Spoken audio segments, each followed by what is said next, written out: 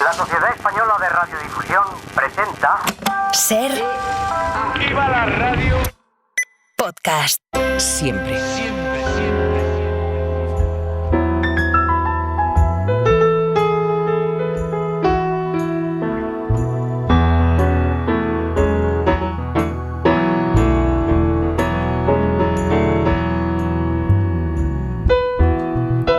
Desde París, como cada domingo, Marc Bassets, corresponsal del País. ¿Qué tal, Marc? ¿Cómo estás? Buenos días. Hola, Javier. Buenos días, bonjour. Ya has visto que tenemos aquí a la flor y la nata de la ultraderecha europea en la y Le Pen también. Sí, oye, he leído esta semana que además ha habido estos contactos entre Madrid y el Reino Unido en torno al territorio de Gibraltar, que hay un conflicto también en Francia con Nueva Caledonia, que es ese territorio francés, uno de los territorios franceses en el Pacífico, con un debate interno y también en París, me imagino, cuyo subtexto es el de la independencia, ¿no? Sí. Nueva Caledonia está realmente en las antípodas de Francia. Si se mira vuelos para llegar a Nueva Caledonia, son 36 horas al mínimo, como mínimo. Dos transbordos, ¿no? Bueno, está lejísimos. Está en el Pacífico y es una colonia francesa desde el siglo XIX, que en los años 80 vivió una situación de casi guerra civil. Hubo unos acuerdos para pacificar Nueva Caledonia que funcionaron bastante bien, que preveían varios referéndums, y el último de estos referéndums se celebró en el 2021.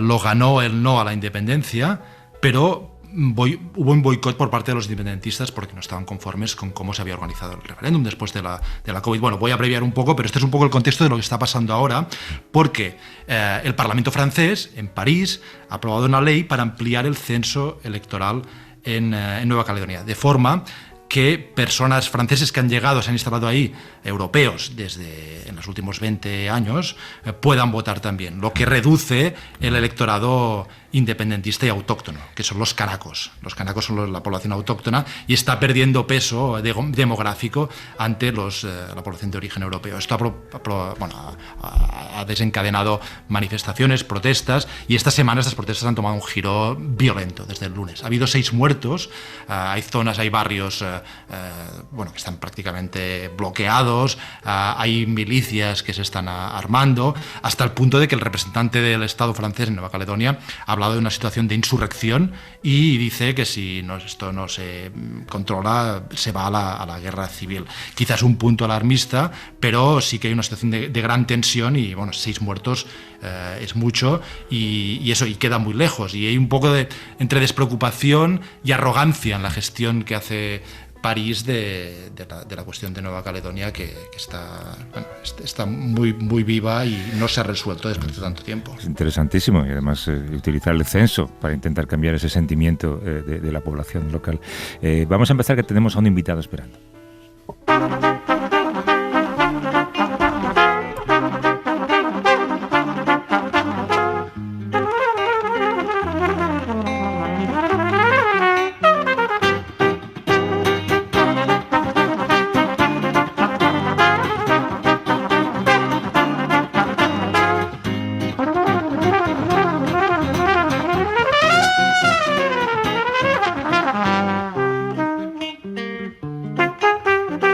Enciende la radio todas las mañanas, no dejará de preguntarse con horror en qué mundo le está tocando vivir.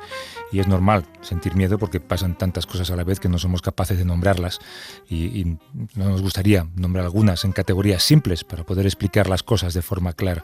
Aunque intentamos dividir y definir el mundo para comprenderlo, a veces quienes saben navegar entre los matices de ideas contrapuestas, como por ejemplo Occidente y Oriente, nos pueden ayudar a pensar en qué momento de la historia nos encontramos y así pensar cómo queremos seguir escribiendo esa historia. De hecho, la persona con la que vamos a hablar ahora, Marc, por su origen y por su recorrido vital, ha dedicado buena parte de su obra a intentar precisamente entender la complejidad del mundo en el que vivimos para no sentirnos tan perdidos en él. Sí, Javier, estoy con una persona que nació en el Líbano, que es libanés, que es árabe, el árabe es su primera lengua, que es de familia cristiana, que es francés, que es muchas cosas más. Y es alguien, además, que siempre se ha rebelado contra esas identidades que nos encierran. Es alguien que escribió, y ahora te voy a citar una frase de un libro suyo que me encanta, escribió: cuando me piden lo que soy en el fondo de mí mismo, esto presupone que hay un fondo de cada uno, una sola pertenencia que cuenta, una verdad profunda de alguna manera, una esencia determinada de una vez por todas en el nacimiento y que nunca más cambiará, como si todo el resto, la trayectoria de un hombre libre, las convicciones adquiridas, las preferencias, la sensibilidad, las afinidades, la vida, no contase para nada. Y él siempre se ha rebelado contra esas identidades que en un libro suyo, el libro donde he sacado esta cita, son identidades que calificó de asesinas. Es un escritor, autor de ensayos como este que acabo de mencionar y autor de grandes novelas como León el africano, que es la historia en el fondo de un granadino, podemos decir de alguna manera de un español universal, y un granadino y un español que también en gran parte es el mismo. Y finalmente también es académico de la lengua francesa. Esta institución, la Academia de la Lengua Francesa, que fundó Richelieu, el cardenal Richelieu, y cuyos miembros les llaman los inmortales, atención, los inmortales. Y el jefe, lo que podemos decir el presidente o director de la Academia, él es el director de la Academia, él es el jefe de la Academia desde septiembre, le llaman el secretario perpetuo. Es decir, que estoy con alguien que además de inmortal es perpetuo. Esto puedo decirte, Javier, que impresiona un poco. Es la primera vez, ¿no? Nos acompaña el escritor franco-libanés Amin Maalouf, que publica El laberinto de los extraviados, Occidente y sus adversarios. Señor Maalouf, buenos días. Buenos días. Muchas gracias por hacernos un hueco, además en la sede de la Academia. Como decía Marc, desde septiembre del año pasado usted es secretario perpetuo de la Academia Francesa. ¿No asusta ser perpetuo, ser eterno? Creo que es una inmortalidad muy transitoria. Bueno, no es inmortalidad corpórea, pero es inmortalidad académica, al fin y al cabo, ¿no? La inmortalidad corporal es imposible. La inmortalidad corporal es imposible. La inmortalidad espiritual es simplemente una esperanza, creo, para cada cual como ser humano. Y para un escritor, esperar que su obra permanezca después de él es una esperanza legítima, pero uno nunca lo sabe de antemano. Cuando se observa la historia de la literatura, hay tantas y tantas personas conocidas en vida que luego hemos olvidado totalmente. Hay tan pocos libros antiguos que sigamos leyendo, así que hay que seguir siendo tremendamente humilde ante la eternidad. Señor Maalouf, al igual que en otros países, como nos pasa en España, cada vez hay más cuestionamientos sobre cómo el lenguaje debe ser regulado por las realidades de los hablantes y no al revés, por ejemplo, por el lenguaje inclusivo o por la diversidad de acentos que hay en cada lengua. Para usted, ¿cómo está siendo la labor en la academia en ese contexto? Creo que es un tema que nunca quedará zanjado del todo. Hay diversos problemas ligados al idioma. Está el hecho de que una lengua a menudo, hoy en día, tiene la impresión de ser marginada frente a una lengua internacional, como el inglés. En concreto, es una cuestión que se plantea constantemente en Francia, sobre todo para el vocabulario técnico. Todas las palabras técnicas nuevas llegan en inglés e intentamos encontrar equivalentes que funcionen o que no funcionan.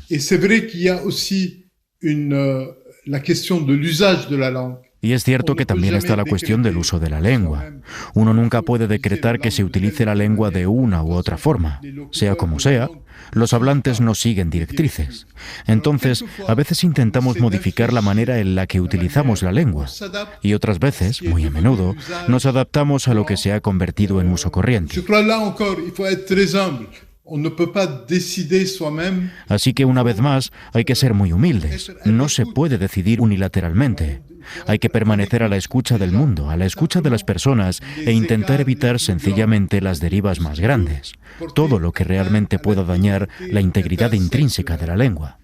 Señor Maalouf, señor secretario perpetuo, esta institución tiene fama de ser a veces anticuada, conservadora, y hablando de la lengua y de la actualización de la lengua, de ser muy reacia, por ejemplo, al lenguaje que mencionábamos hace un momento, inclusivo. En Francia hay mucha polémica por los géneros. Hay una cosa que se llama el punto mediano, que incluye el género femenino en una palabra, y la Academia siempre está en contra de esto. Su posición en estas cuestiones, o en España, por ejemplo, sobre el género neutro, referido a las personas trans. ¿Qué posición tiene usted respecto a esto? ¿Tiene que modernizarse la Academia? La cuestión de la prédominance du masculin El tema de la predominancia del masculino es una cuestión real que refleja un estado de la sociedad en el que los hombres eran dominantes y donde se consideraba que era el género normal y que el otro género era la excepción. Son cosas que ya no podemos aceptar hoy. Por lo tanto, hay adaptaciones necesarias. Pero hay adaptaciones que son posibles manteniendo el espíritu de la lengua y otras que plantean algunos problemas. El tema de la escritura inclusiva es, de hecho, una cuestión candente hoy en día y hay dos aspectos. Uno consiste en incluir en la propuesta siempre a otras personas, en concreto a las mujeres. Por ejemplo, hemos tomado la costumbre de decir aquellos y aquellas, los franceses y las francesas. De hecho, esto empezó con De Gaulle, que empezaba sus discursos diciendo francesas, franceses. Y antes de él se consideraba que al decir franceses se incluía a todo el mundo. D'être inclusive qui est tout à fait natural, legítime. Por lo tanto, hay una forma de ser inclusivo que es totalmente natural y legítima. Hay otra que plantea problemas porque introduce elementos en la lengua que desnaturalizan un poco. En concreto, el tema del punto medio en francés para incluir ambos géneros en las palabras. El problema del punto medio es que en la lectura se hace difícil reproducirlo. Por lo tanto, plantea algunos problemas. Resuelve otros, en particular en textos administrativos, en circulares. En todo caso, es una cuestión que va a seguir abierta durante tiempo. Claro, que usted esté en la Academia Francesa nos viene muy bien para discutir uno de los conceptos que decíamos al principio, si existe en realidad esa división entre Occidente y Oriente. Usted nació en Beirut, su antecesora en el cargo, que es la académica Hélène Carrère-Dencroz, era hija de rusos de origen georgiano. ¿No le parece fascinante que una institución tan francesa, quizá la más representativa de lo que es la cultura francesa, muestre que a fin de cuentas las divisiones las ponen las personas? Je suis certainement fasciné par ce paradoxe. Sin duda, me fascina esta paradoja. Al mismo tiempo, la grandeza de una lengua es también que sea hablada fuera de su terruño natural. Yo creo que las grandes lenguas en el mundo son idiomas que han salido de su lugar de origen y que se han difundido hacia otros países, otros continentes. Il est normal que ceux qui s'intéressent à la langue, y es normal que los que se interesan por la lengua puedan provenir de países y culturas diferentes. Para mí, que nací en el Líbano, este encuentro entre mundos diferentes es una cuestión vital, porque desde mi nacimiento pertenezco a culturas diferentes. J'appartiens à ma culture d'origine, qui est la culture de mon pays. Pertenezco a mi cultura de origen, que es la cultura de mi país, y al mismo tiempo pertenezco a la cultura de la escuela donde cursé mis estudios, que era una escuela francesa.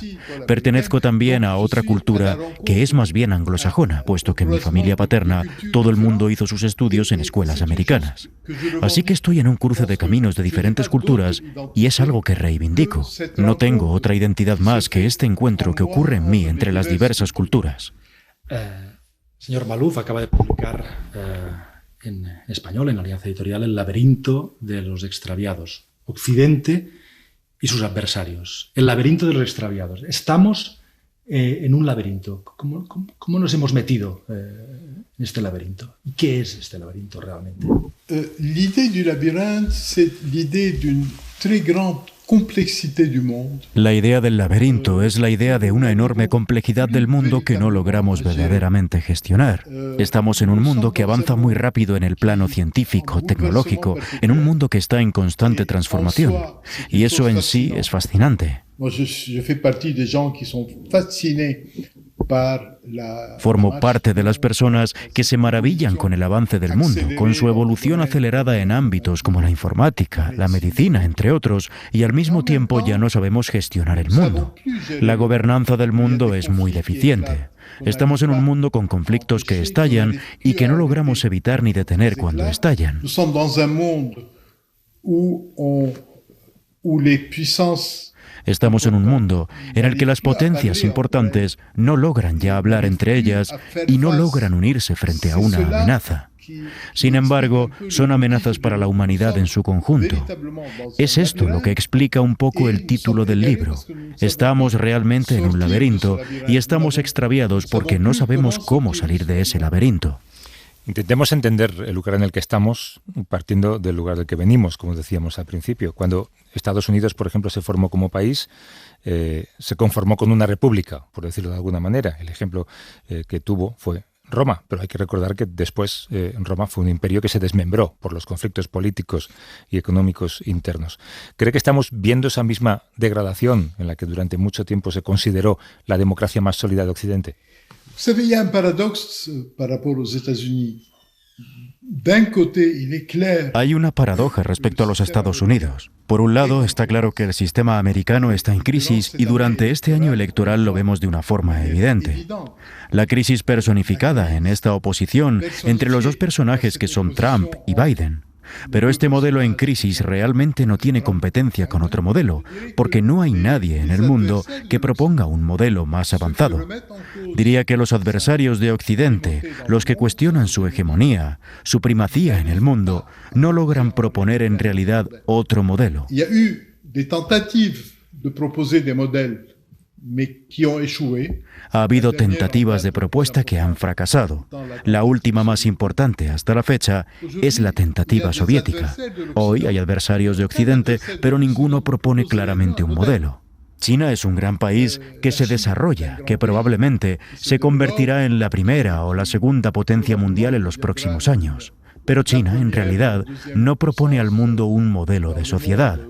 Tiene su propio modelo de desarrollo que se aplica a China porque es un país un poco fuera de la norma, pero no podemos decir que sea un auténtico modelo que otros países puedan adoptar. La Russie ne propose plus de modèle.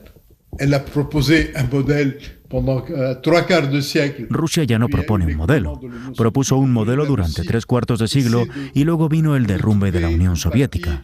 Hoy en día, Rusia intenta encontrar una parte de su influencia en ciertas regiones. Intenta recuperar un poco su estatus de superpotencia, pero no propone en realidad un modelo. En réalité, et c'est ça un des éléments sur lesquels j'insiste dans ce livre. En realidad, y esto es uno de los elementos en los que insisto en este libro, el modelo occidental está en crisis. El modelo americano, en concreto, está en crisis. Y Europa también está en crisis, pero enfrente no hay nadie. No hay otro modelo. El mundo de hoy navega sin brújula.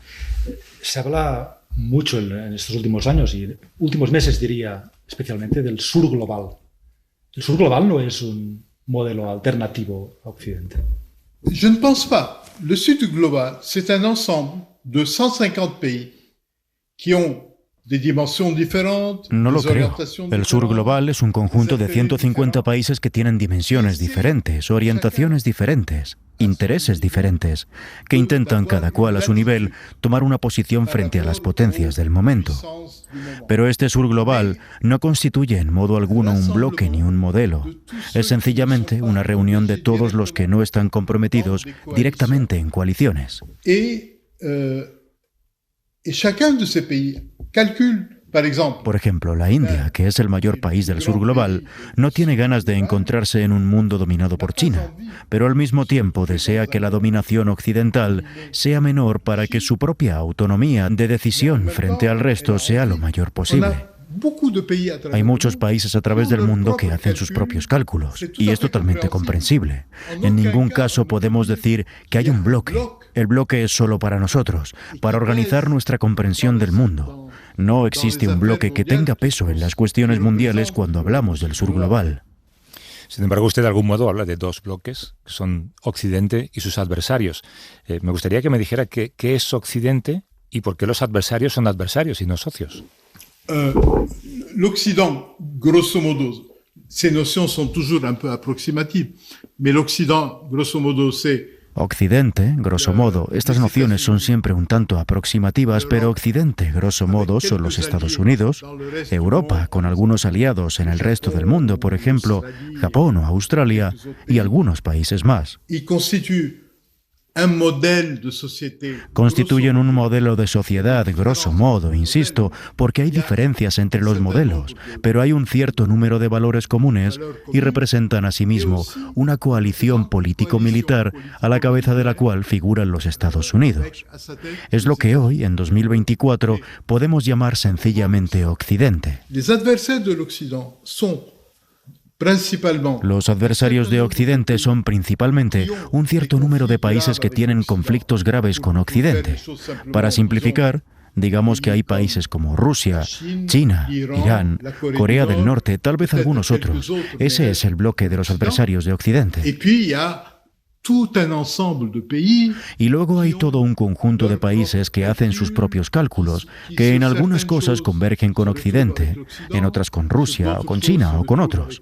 Así que cuando me pregunta por qué los llamo adversarios, pues tiene razón. Me gustaría que hubiese una mayor cooperación entre todas estas potencias. Creo que el mundo de hoy no puede permitirse ya conflictos por la hegemonía.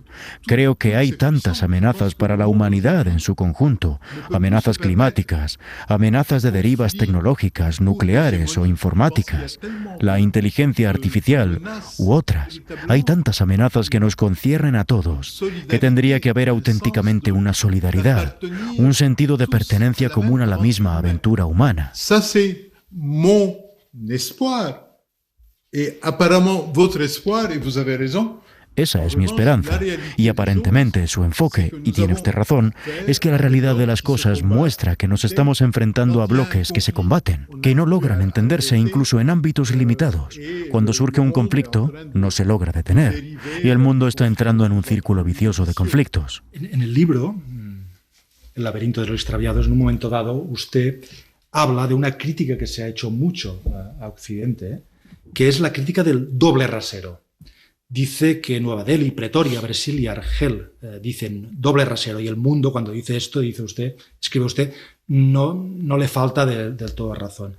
¿Cree que tienen razón quienes actualmente, en estos días, en estos meses, acusan a Occidente de doble rasero por sus posiciones en la guerra de Ucrania y en la guerra de Próximo Oriente entre Israel y Hamas en Gaza?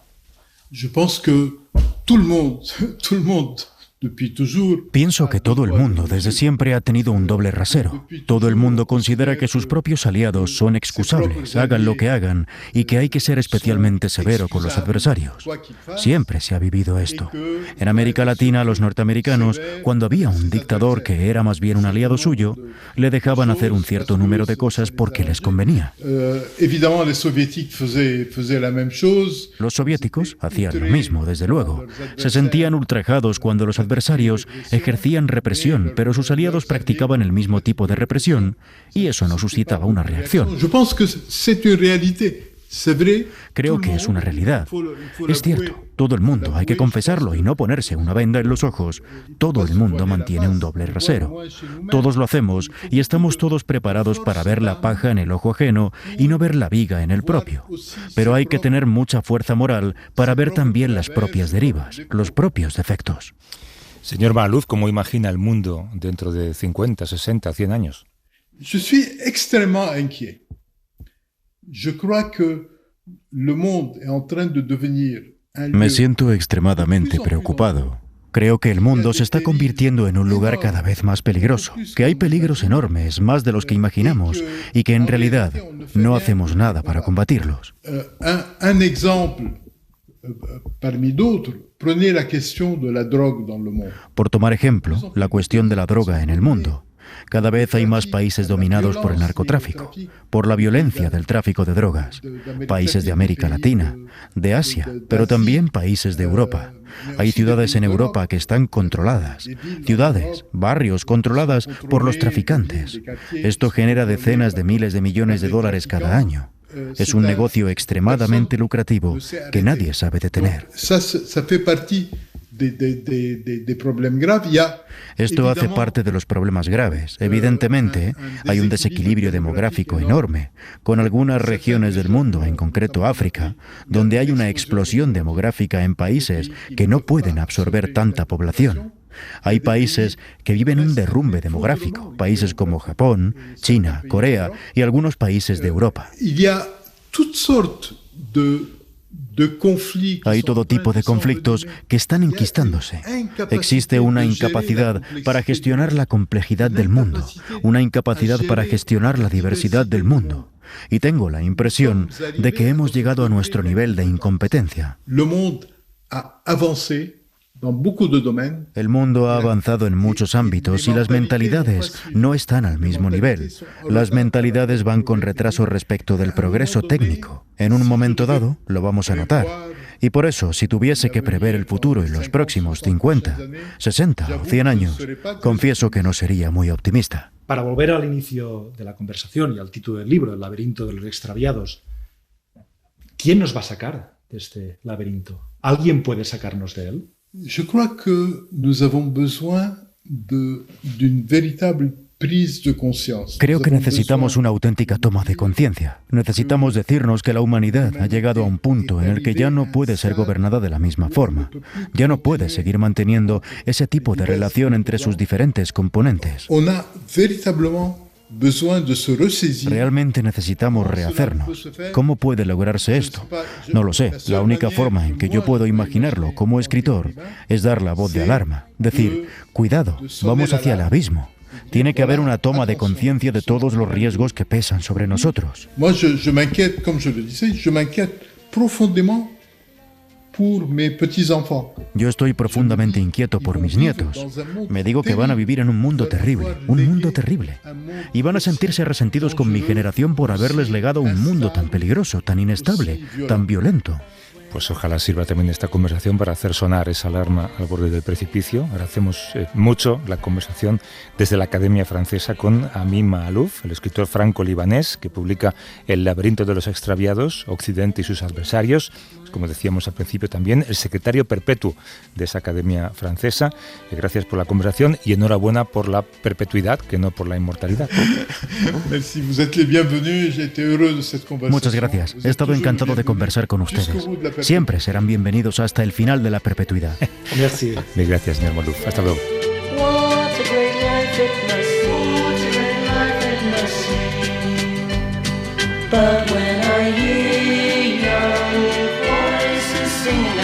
The bells at home start ringing out, and I feel all alone, and I long for my home.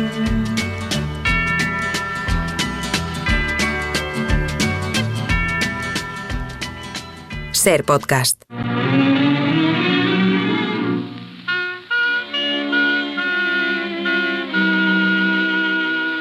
Il avait de grands yeux très clairs, où parfois passaient des éclairs, comme au ciel passent les orages. Marc, esto tiene unos años, ¿no? Esto tiene unos años. Esto es Edith Piaf y la canción es Mon Légionnaire, mi legionario. Tiene que ver con lo que vamos a hablar. Sí, sí, además también con lo que nos acaba de contar Amin Maalouf, ese debate que vamos a plantear ahora en el contexto de guerras en el que nos encontramos y teniendo en cuenta que una de ellas la tenemos en casa, por mucho que desde España sintamos que Ucrania está lejos, sí que hay países de la OTAN que se plantean reintroducir el servicio militar obligatorio para que sus ejércitos crezcan ante la posibilidad de tener que defenderse.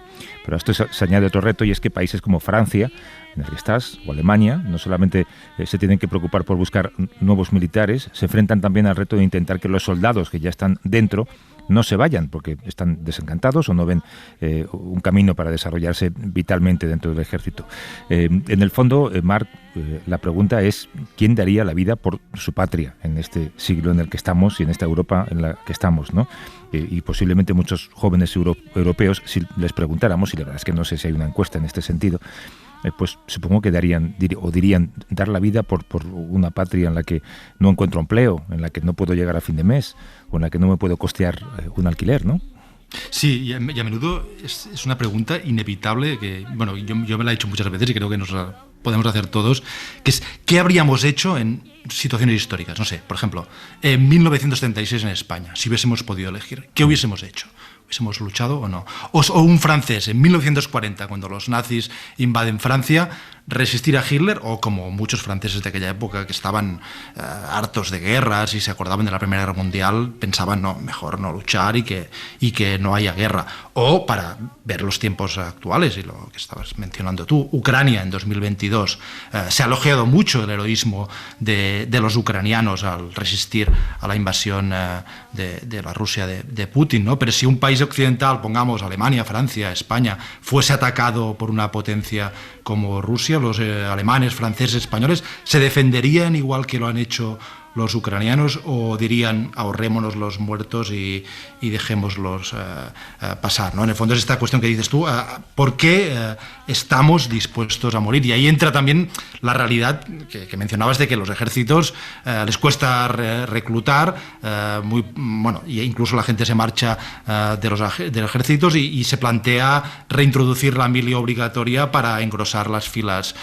de los ejércitos, ¿no? Hay argumentos, se puede decir, a favor. Uno de ellos es que no hay personal en los ejércitos y los ejércitos necesitan personal para funcionar. Y también hay un argumento que en Francia, por ejemplo, se cita mucho, que es un argumento un poco de izquierdas, entre comillas podríamos decir, que es la mili obligatoria cohesionaba la sociedad, ¿no? Igualaba a todo el mundo, los ricos, los pobres, todos iban ahí y se encontraban. Pero luego hay en contra de la mili obligatoria el argumento pacifista, engrosar los ejércitos, engrosar es facilitar o fomentar las guerras, y un argumento de los propios militares, que se escucha mucho, los ejércitos profesionales no necesitan aficionados, para decirlo de alguna manera, y muchos dicen, bueno, nosotros no tenemos tiempo de dedicarnos a educar y a instruir y a hacer un poco de niñeras o niñeros de los reclutas o de los civiles que vengan a hacer la mili obligatoria. Yo, por cierto, para concluir, yo no hice la mili. Yo tampoco.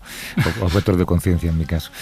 Para entender los motivos por los que está complicándose el reclutamiento en Europa, nos escucha desde Tarragona Tika Font, que es fundadora del Centro de Estudios por la Paz. ¿Cómo estás, Tika? Buenos días. Hola, buenos días. ¿Por qué las Fuerzas Armadas no resultan atractivas a día de hoy para las personas en edad de alistarse?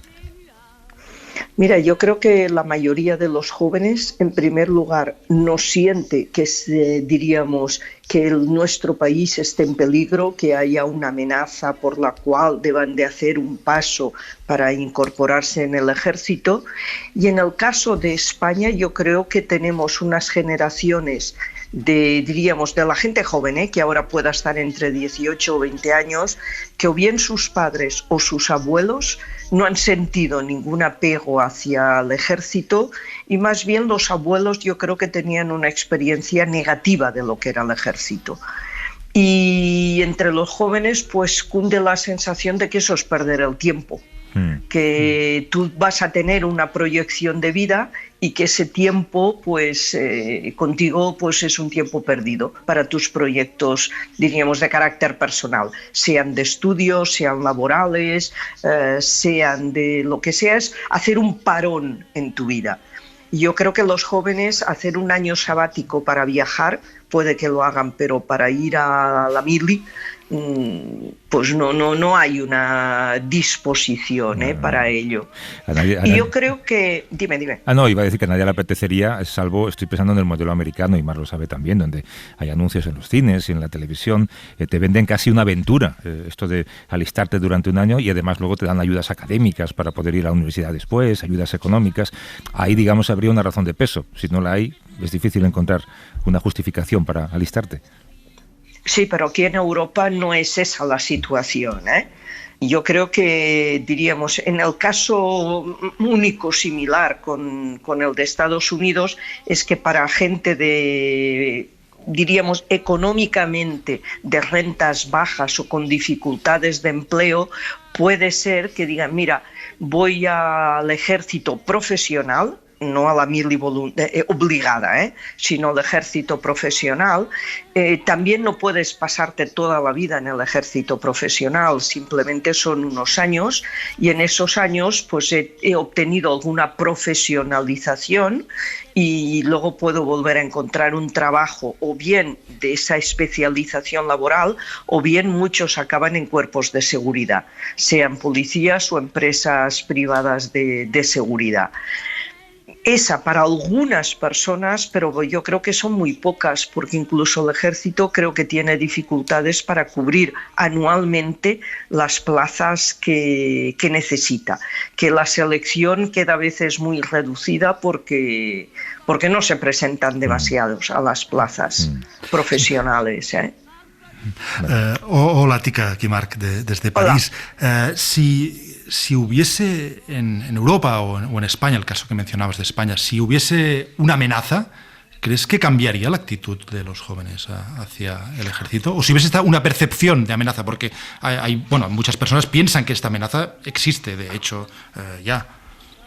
Bueno, pero aquí no hay percepción de esa amenaza. Yo no te digo que países, por ejemplo, muy en el este, como pueden ser o Polonia o Letonia, Lituania, sientan miedo a que Rusia pueda invadirlos.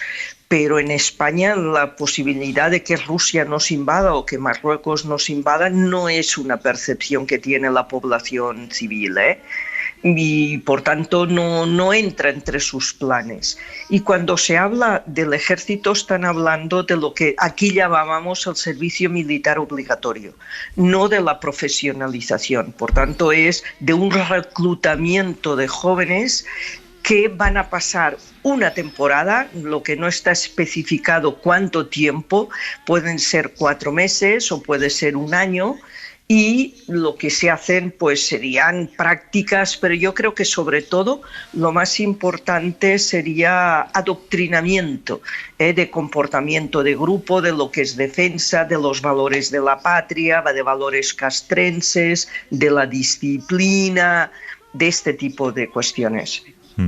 Hay países como Dinamarca que quieren hacer obligatorio el servicio militar para las mujeres. ¿Qué te parece eso? Exacto. ¿Y qué te parece? Exacto. Y yo creo que eso volvemos a estar como diciendo, como son jóvenes, porque fíjate en Ucrania cuando empezó la guerra, las mujeres no fueron motivo de alistamiento. Las mujeres se les asignó el papel de cuidado de hijos y de gente mayor y del mantenimiento de la vida, y de los hombres hacia la guerra. Salvo que había mujeres que podían tener, que estaban solteras, así que pudieron incorporarse. Pero como estamos hablando de una edad en que las mujeres todavía no han entrado en la maternidad y en los cuidados de las familias, pues están diciendo, bueno, equiparemos también a las mujeres en esa instrucción.